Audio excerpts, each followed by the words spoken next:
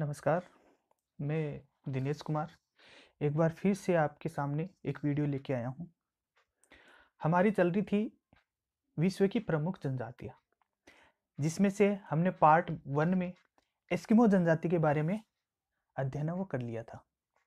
आज हम पार्ट 2 में बुशमैन जनजाति और भील जनजाति, इन दो जनजाति के बारे में अध्ययन हम करेंगे।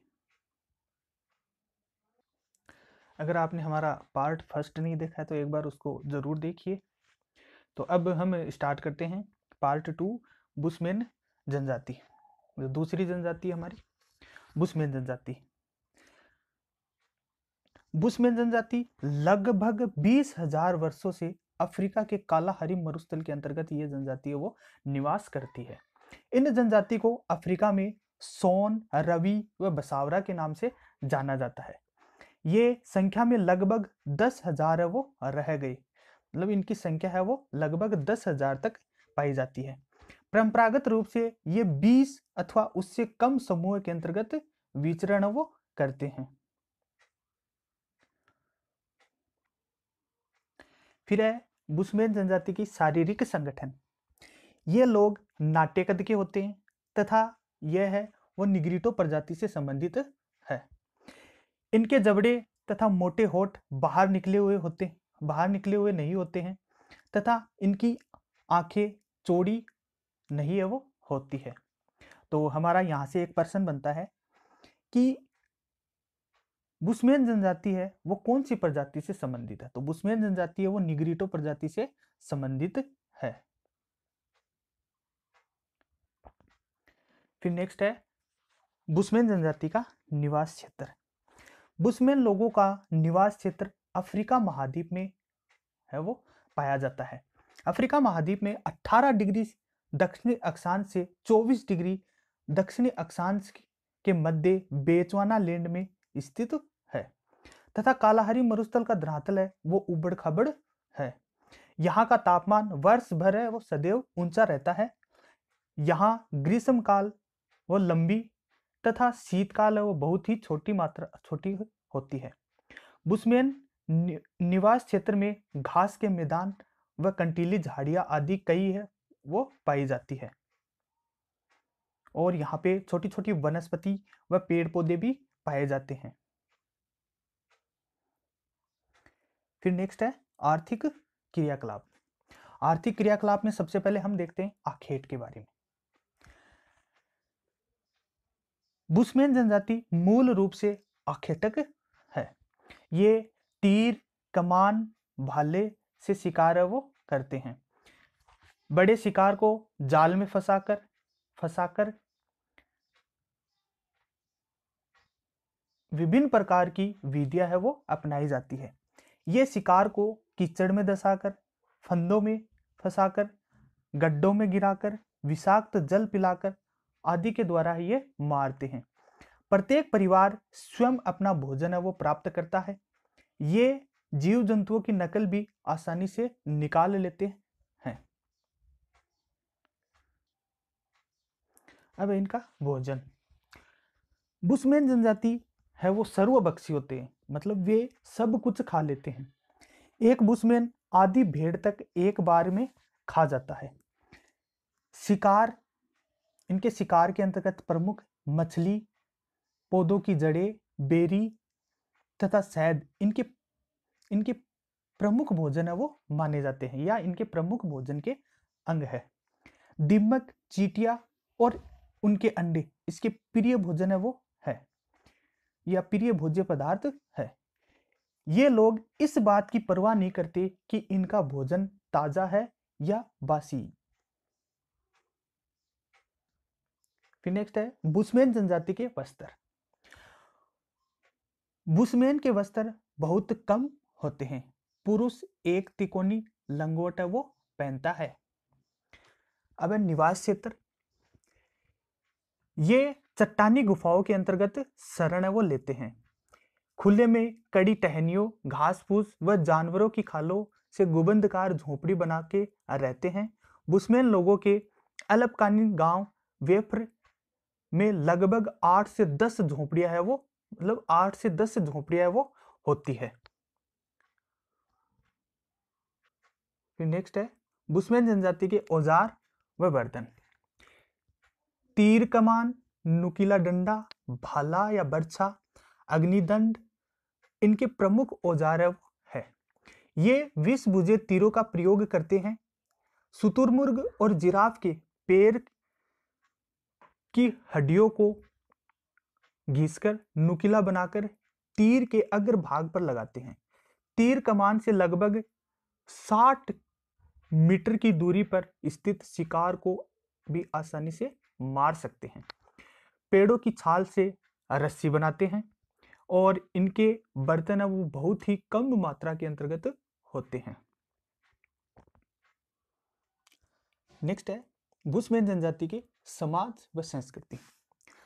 सामाजिक समुदाय में बुशमैन लोगों का एक छोटा सा दल है वो होता है, मतलब इनका एक छोटा सा परिवार है वह होता है।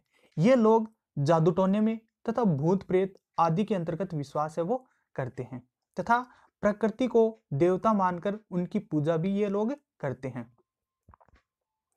अब इनका वातावरण समायोजन, इनमें जीवित रहने की शक्तिशाली चेतना है वो पाई जाती है। बुशमैन जनजाति के अंतर्गत जीवित रहने की शक्तिशाली चेतना है वो पाई जाती है। थोड़ा सामान, कम बच्चे तथा अपने सामान के बंटवारे के कारण ये लोग एक जगह से दूसरे जगह स्वतंत्र रूप से घूमते फिरते हैं रहते हैं। ये लोग अग्नि जलाने के लिए कम से कम ईंधन का प्रयोग भी करते हैं तथा शिकार किए गए पशु का प्रत्येक भाग को काम में लेते हैं। अतः कहा जा सकता है कि बुशमैन लोगों ने अपने प्राकृतिक वातावरण समायोजन के साथ वो करना सीख लिया है।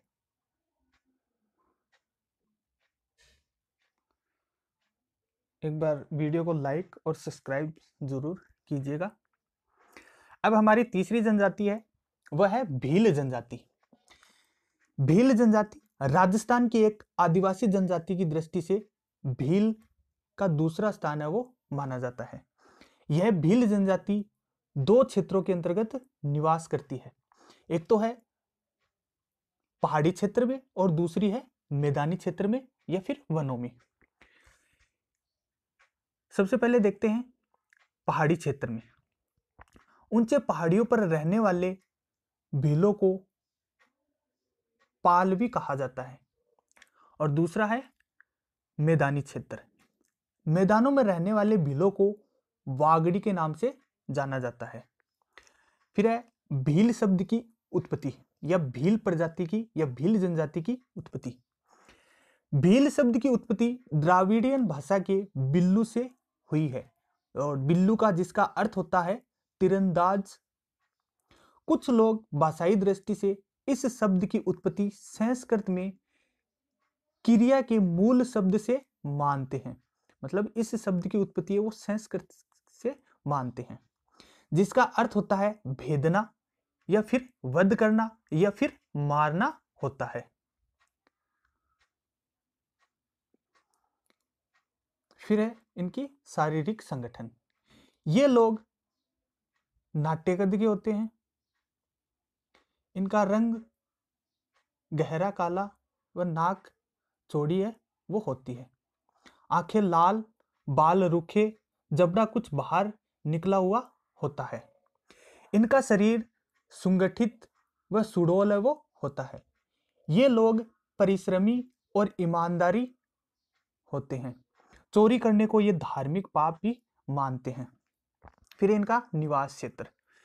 भील दुर्गम एवं निर्जन पर्वतीय क्षेत्रों में निवास है वो करते हैं। ये लोग अरावली, विंध्याचल व सतपुड़ा की पहाड़ियों और वन क्षेत्र में फैले हुए हैं। भारत में मुख्य रूप से 4 क्षेत्र में ये जनजाति है वो पाई जाती है। तो वो 4 क्षेत्र निम्न प्रकार से हैं। तो राजस्थान, दूसरा है मध्य प्रदेश, तीसरा है गुजरात और चौथा है महाराष्ट्र। इन क्षेत्रों के अंतर्गत भील जनजाति है वो फैले हुए हैं। भील का मुख्य केंद्रीकरण राजस्थान में सबसे ज्यादा इनका पाया जाता है। अब है भील जनजाति की कृषि। भील जनजाति मुख्य रूप से दो प्रकार की कृषि है वो करते हैं। एक तो है चिमाता और दूसरी है दजिया। सबसे पहले चिमाता। चिमाता यह कृषि है वो पहाड़ी क्षेत्रों में की जाने वाली कृषि होती है, जिसको चिमाता के नाम से जाना जाता है। दूसरी है दजिया। मैदानी क्षेत्रों में की जाने वाली कृषि को दजिया के नाम से जाना जाता है। फिर है इनके समाज व संस्कृति। भील अनेक पितृवंशीय समूह है व कुलों के अंतर्गत रहते हैं। प्रत्येक कुल अलग अलग गांवों में रहते हैं।